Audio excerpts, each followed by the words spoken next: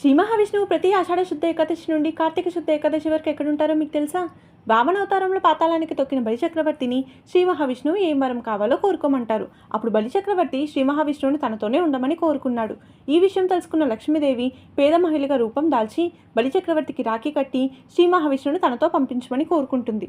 శ్రీ మహావిష్ణువు లక్ష్మీదేవితో పాటు వెళుతూ ప్రతి ఆషాఢ శుద్ధ ఏకాదశి నుండి కార్తీక శుద్ధ ఏకాదశి వరకు బలిచక్రవర్తితో పాటు పాతాళంలోనే ఉంటానని బలిచక్రవర్తికి మాటిచ్చారు.